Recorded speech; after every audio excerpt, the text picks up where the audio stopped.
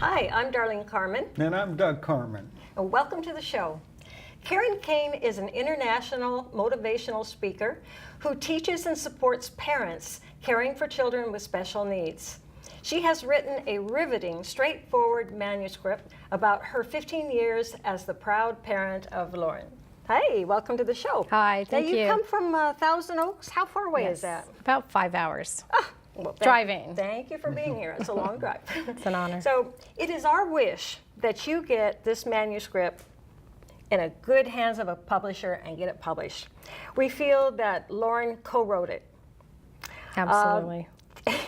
How old were you in 1994 when you took Lauren to the doctors to get a routine vaccination shot at 6 weeks? And tell us what happened. I was about 31, and I took Lauren, just like every good parent does, to get a vaccination, her DPT, and took her into the pediatrician who I loved, and the shot was given. DPT? Diphtheria, tetanus, and pertussis. Okay. And at that time they had live vaccines.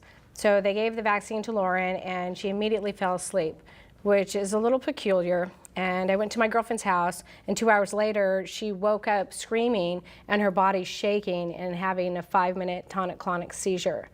And I picked up Lauren and I just held her as far away from me as I could, and just watching her body shake, and I just knew, my friend was saying, you know, that's not right, that's not right. And it was very interesting because it was a soul knowing. All of a sudden, I knew that my life was going to be different, because I just always had some suspicion that I wouldn't have a healthy child.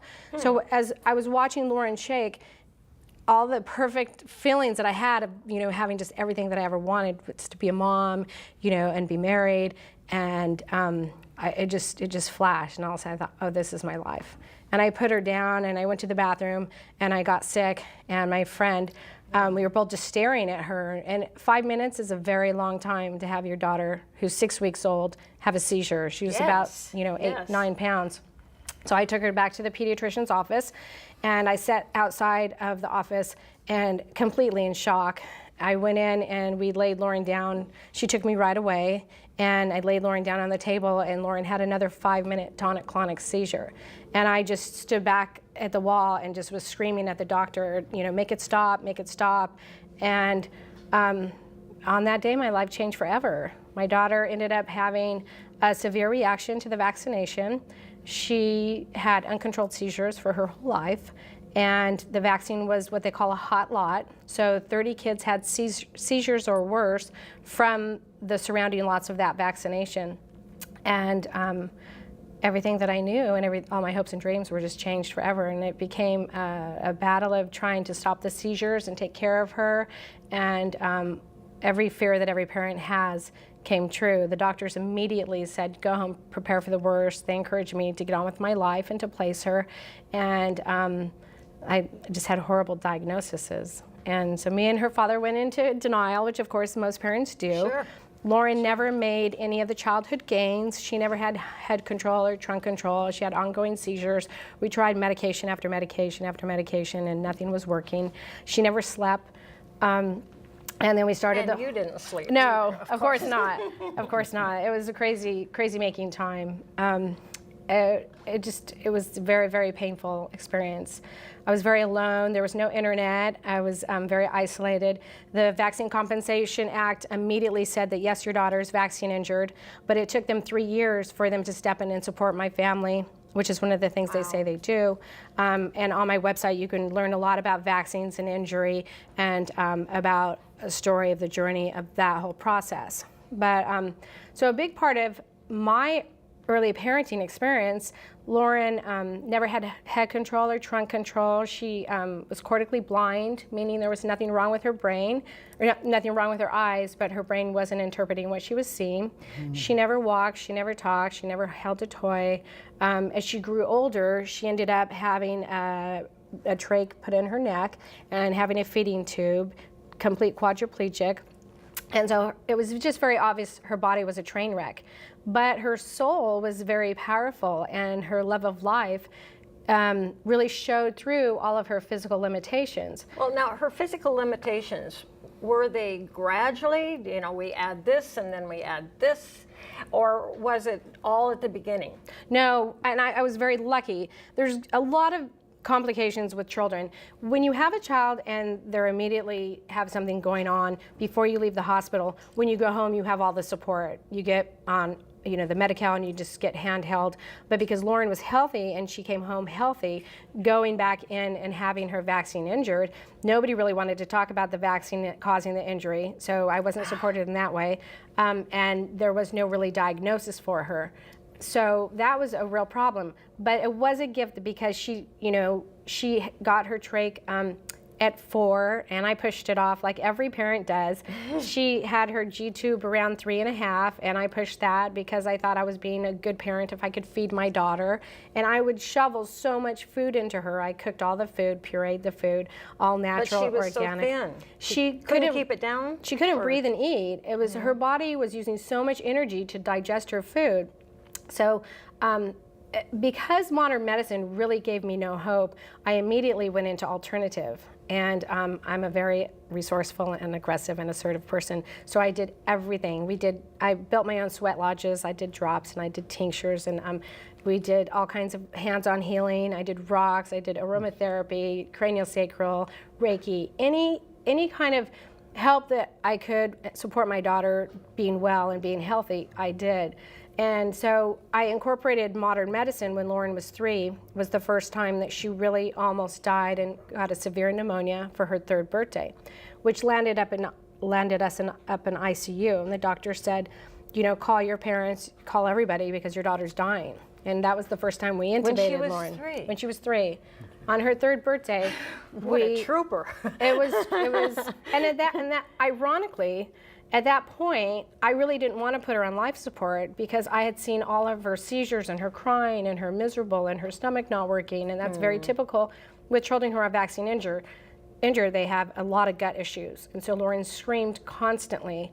It was a very, very difficult process. And again, remember, there was no internet. I was alone doing all of this by myself, reading books and being resourceful, and then finding, my spiritual journey. And you had to have some help, right? You had Debbie. I met Debbie later, or was I met Debbie in junior high. So in the beginning, it was very, very difficult, and I think it's very important for parents when they have a child and the child becomes compromised, it takes our identity away. Because people think that we're bad parents or we did something to deserve that. There's so much judgment on parents. It's true. That was painful reading some of that. You tried to go to some theater one time, and just the way the people treated you and looked at you. And they were afraid of us. I mean, Lauren was the white elephant in the room. When Lauren came in the room, people were either repulsed by her, they didn't want to be around her, or they were drawn to her and curious because... So uncomfortable. Yeah, because it was their fear looking at her. And Lauren was totally comfortable with who she was. And she happened to be beautiful. And so she'd come in a room and, people would kind of be curious. And so I always tried to have her dressed in something very cute. We ended up getting a canine companion dog for her 13th birthday. And I just did everything I could to kind of bring life to her. And if people wanted to get to know her, it would be easy because she always had a cute earrings or glitter or something, a ring or something, so someone could come up and say. Well, she had a way with people. She could communicate. Describe how she communicated. That was pretty interesting. Lauren, when Lauren was 3 months old, it was at that time the doctors told me that there was nothing going on in there and to go home, prepare for the worst. I met a woman and I went to a store and purchased an item and I had to return it. The next day, of course, I had Lauren with me, always with me. Yes. And the woman said to me, she said, I had a dream about your daughter. And I looked at her and I said, what did she say about me? Because I thought for sure that whatever Lauren was doing had something to do with me. And she said, no, we were just talking. And I started really kind of being open, and I heard this over and over, that I dreamed about your daughter, and strangers would come up to me and they would say, look at how she's so full of love, and people were drawn to her. And I think partially because I was in so much pain, I really researched pain and what parents did when their children had problems, and when their children died. I became very curious about how people survived, and all of the stories that I read really were based on some kind of faith, some kind of hope, and some kind of a miracle. And the miracle not being that, Lauren be healed. The miracle is accepting her exactly the way she was and enjoying life the way she was. Yes. And so Lauren always had this complete love about her, and she started communicating. If you didn't understand her energetically, Lauren was always communicating, always. And the problem is that we expect people to communicate with their words, and they don't. We kind of look around them or through them or pass them over. But if you didn't understand Lauren, she would come in your dream and tell you things. And she was very famous for that. Didn't she use her blink? She could blink and she did that because communicate with you anyway. Absolutely. I was very frustrated with her because she understood people, and I said, if people want to talk to you, they need to know that you're understanding, so you need to blink or do thumbs up. And so I started bribing her, and one of the things was chocolate, of course, because she loved chocolate, and shopping. So as she was really young, I would take her to Build-A-Bear. Oh, and she was quite the clothes horse. She loved shopping. Yes, like a little bit of a diva. She knew she had a fashion sense. She did. Well, And she kind of, I think, was over her classmates, and that way they followed her, right? They wanted what she had. They would come into class just to see what she was wearing. And there's so many great stories. One of the little girls that came into her middle school class, she ran after Christmas to see what Lauren had, some shoes on. And she had her new shoes on that she had gotten that she wanted that Lauren had, and she looked and Lauren had something new, and she was just, and Lauren had her hair done. And I'm a big advocate for age appropriate. I think it's very, very important. The music, Lauren liked rap, and I'm not a huge fan, but we listened to a lot of rap. And it was important that I respected her and showed her that I respected her by letting her pick her clothes and letting her participate and having all of her entertainment appropriate her clothes and all of that, And she had expensive taste. She did. I got in trouble one time with the judge. The judge said, because we had a trust for Lauren's hair, and he said I spent too much money on hair and makeup. And the attorney said, well, look at her, because she would show up and just have, she couldn't play sports, and so it was important that she fit in with everybody, because that's how people really were drawn to her. Yeah. And her best friend, Sarah Rivera, she said one time, this is a picture of Sarah, she said that, Lauren is just like everybody else. She communicated in her own way, and you just knew by Lauren, the way she expressed herself, that she couldn't talk, but she still liked the same things. I took Lauren to Disneyland, and we swam with the dolphins 4 times. I want to interject because it's important, I think, for the audience to know that the DPT shots are no longer administered in the United States anymore. Is that and I think since 2002. I think Right. The whole vaccine issue is extremely complicated. The live vaccine of the DPT has not been given since 2002. They knew in 1962, however, that it could cause damage. Yeah. So it's very, very controversial. And on my website, there are a lot of resources and a lot of information about vaccines and injury. Very and interesting. How to research yourself. And I've always said the same thing, to really educate yourself, talk to everybody, and now if you go on my website or if you contact me on Facebook, you can find out loads of information. Anybody's concerned that has a new child, it would be great to go to your website. But not just that. I mean, vaccinations in general, people need to educate them. There's a lot of pressure to get all kinds of shots, and they're supposed to be good for you, and I agree. Like the shingles shot, go get that one. But you really do have to know if there's, kind of like setbacks or things like that, reactions. You need to be aware of that, and nobody talks about that much. The problem is that you won't hear about it on the news because of the pharmacy supports all the news, radio, and all a lot of the magazines. So if you want to learn about vaccines and injury, you can go to lawrenceworld.com. You can look at the age of autism. You can look at the Canary Party. You look at Autism One. You know, the Thinking Moms Revolutions. There is a ton of information. There's a ton of advocacy, sharing information, and the biggest. There's a couple problems. Everyone who's been vaccine injured believed in vaccines, and we want safe vaccines for our children. And I think there's a huge issue with the vaccine schedule. You know, I could talk for days about the vaccine issue, and the Gardasil just scares me. It scares me a lot, and so. For me, it's really important that I talk about this issue because I don't want any other kids to have the vaccine injury that my daughter did, and there are so many vaccine injuries happening. And the way that I was treated after they agreed that my daughter was vaccine injured was for me to go away. They didn't support my family like they say that they will, and I became the enemy. And so I talk a lot about how I was treated as a parent of a child who's vaccine injured. I was not supported, and they never stepped in to find out later how to treat vaccine injuries. They basically wanted my daughter to go away. Well, you really took action yourself. I admired, my sister does this. You came armed with questions for the doctor, and you took notes on everything, because otherwise, you know, you only got so much time and time to go. And I like the way you took charge and you took notes, so you were ready. When you had your time, you were ready to tell them, talk and find out what you needed to know, because they'd rather just, you know, shoo you away, I guess. I got that impression.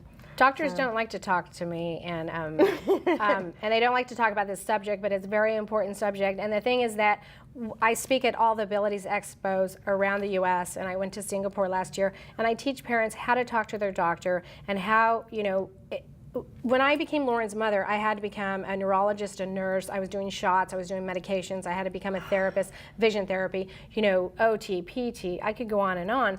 And it was very difficult. Me and my husband separated.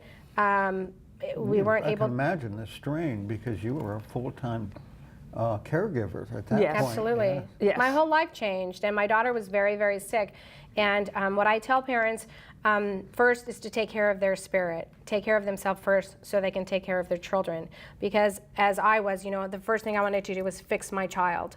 And what I learned is that I had to take care of myself so I could do the best making the decisions for my daughter, and I could only make those good decisions if I was in a good place for that. Because when you're exhausted and you're tired and you're sad, you aren't able to make great decisions. And when your marriage falls apart because you're up all night and I was coping differently than my husband, and it's a train wreck. So that's what I do.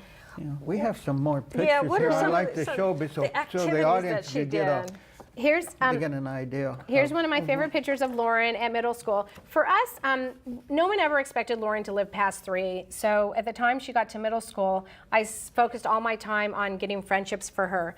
And so no one expected Lauren to spend any of her time at school. When she went to school, they said that she'll never show up and participate. They thought she's going to be too sick, and at 6th grade I threatened Lauren. I said, if you get sick, they're going to take you out of school. So she went to school every single day, never missed a day of school due to illness, and she always was fashionable. And something fabulous happened because I was very resourceful. I ended up getting invited with Lauren to do a pageant, and I didn't know when I went there. But we ended up doing a Miss Preteen Pasadena pageant, and that's her tickets, and she ended up participating in Pasadena Miss Preteen pageant. She had a good time, but she that had was a difficult. fabulous time. That was difficult for you, even just getting her there. It was after a lot of work. After a few mishaps. This is one of my favorites. I love dolphins. Tell us about this one. I'm a huge fan of Island Dolphin Care in Key Largo, Florida, and Lauren and I swam with the dolphins 4 different times. And I also talked to families about doing vacations that work, because everything in my life was different. My Christmases, my Halloweens, and I had to figure out how I was going to make all of our activities fun, you know, safe and enjoyable. And vacations that work are really, really important.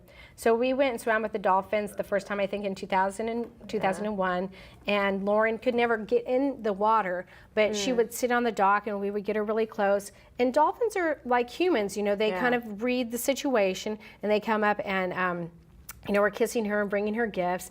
And it's just one of the best experiences I've ever had with Lauren. And who doesn't want to go to Key Largo and swim with the dolphins for 5 days? And I would just jump in the water, and it was so invigorating. There was a point I wanted to make. I liked what you did here. When she was in the hospital. A lot. More times than I think not. But anyway, when she was in the hospital, what you did was you took pictures of the dolphins and, you know, her activities, and you put them all over the place. But it wasn't really for Lauren. It was for the hospital staff, so they would know that, hey, she has a life outside this hospital. I like that. It was so important. I talk a lot to families about this because I didn't know when, you know, Lauren was so involved. When she got to the hospital, she was really, really sick. She would be intubated and people worked on her forever. And one of the persons that worked on her for 3 days, after he saw the pictures that I put up of her making a pizza with her family, swimming with the dolphins, he walked in the room and he said, I have to apologize to you. He goes, I couldn't figure out why you're keeping her alive. And then I see that she has a life and she's doing all these things. Yeah. And she's not just sick all the time. Yeah. He said, I thought you were keeping her alive for you. And it taught me a lot about perception. And, you know, we became professional patients. And so I actually have a book about how to be in the hospital, because if I called 911, I got my book, my radio, all of Lauren's cute clothes, and all of her pictures. So every person who walked in my room had to know and that I was respecting my daughter, having her age appropriate and having her dressed beautifully and having pictures of her. And they had to know pretty quickly after talking to me that I respected Lauren, and so they had to respect her if they wanted to be on board with her care. And I never wanted her to live forever. That was never my agreement with her. I wanted her to have the best life. The quality of life while she Absolutely. was with us. I'm very impressed by your ability to articulate, you know, what transpired as a caregiver. And I'm sure there's so many people out there that dread the thought of having to go through that. And I think you enlighten so many of them that the person that they're caring for has a life and they are a human being, even though they might be bedridden or they're they can't move or they're completely isolated. Their mental processes are still there, and as a caregiver, you can draw that out of them and make their lives something special. And you obviously have done that and done a great job. And what's more wonderful is that you're now helping other people realize that what they can provide for their loved ones if they get in that situation. We have a good friend who got bedridden. We've had a couple now that the wife or the in-laws are just kind of they're flustered. They just don't know what to do. And it's wonderful that your story needs to be told. Well, and she read it. She was captivated by it. She kept coming and telling me every part. So what are some of the life stories that you learned from Lauren? I thought that was very interesting in your manuscript. I think it's so hard because I learned more in 15 years than I could learn in many lifetimes. I think every soul is important. I learned that it's not for me to judge how long she will live. I wanted to support her life fully and do gracefully and with respect. And at the time that she came to me in dream state and she told me she was ready to go, I had always told her, I will take care of you as long as you're here. And that did not mean being at home all the time. That meant living and having fun and doing great, you know, as much life as we could. So when she did come to me for the first time, it was 2009 in January, and she told me that she was ready to go. And of course, it talks about that in the book a little bit. And I asked her 20 different ways. And then I thought, well, if you're ready to go, let's have a big party. And so I really had to make a choice every day about how we lived our life. And the beauty is when you know that you have a short time with someone, you live life a little fuller. Maybe I lived fuller because I never expected her to be alive a long time. I think caregiving is the hardest job that anyone will ever have. It's the most rewarding job. It's the hardest job. Having a child who was completely compromised and having that agreement with her and her soul. We had a soul agreement, and I feel like I did the best I could with her, made a lot of mistakes and learned along the way. That's why I like to talk to families. And I gave her back to God and to finish her journey. And every day without her is a choice for me. Yeah. I can feel sorry for myself, I can enjoy, I can learn the great lessons that she taught me. And the truth is that Lauren was totally comfortable with who she was. And so I try to live in that place of grace. So what is the direction that you're going in now with the Ability Expos and other places that you do your workshops and your lectures? What is the direction that you're going in now? I'm really honored to say that I'm a parent ambassador for the Abilities Expo. So I'm going around to 6 shows this year, and I'm talking a little bit more about how to thrive and survive and enjoy taking care of a child who's unique. I talk this last year in 2012 about friendships, about the amazing relationships my daughter had with regular friends, which, you know, is very, very important. And last year when I came to San Jose, I met a little girl, and her mom went home and said, after hearing you speak, I went home and had a birthday party for my child. Oh. And I thought, if that's all I do in a year, I'm so thrilled, because it's so important. And so I'm speaking at the Abilities Expos, I'm sharing my story. I know that my book will find its way. I'm writing another story about how to be in the hospital, and I'm writing a book about how to parents keep their spirit, which is so important so they can enjoy their child. Yeah. And I'm just trying to support families and remind them to love themselves, love their child, and have fun, take pictures, you know, hold your head up high. When Lauren and I walked in a room, I knew that there was going to be a handful of people that didn't want to be around us, but it was that percentage of people that we connected with and that we enjoyed and that we changed the way they look at their children. And some of sounds like best another friends. book right there. That topic sounds like people need to read that one. I mean, it seems like we've lost manners, just basic, polite manners. It's from here. fear. People are afraid. When they saw Lauren and they saw her brokenness, they were afraid that they were going to be affected by it. But when they saw her and they saw love, it was their love that they could connect with. Oh, well, you know, there's so much to talk about, and I just want to ask you, now, when this gets into book form, will you send me an autographed copy? Absolutely. I'll come back and we'll talk more about it. Well, I'd like to talk about your other books, too, and your direction and what's going on, so I'd love to have you back. So Thank you. Thank you for being here, especially the long drive in the weather, and thank you for watching the show.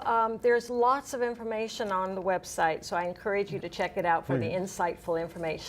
Thanks for watching the show, and watch again. So how long did it take you to write this one?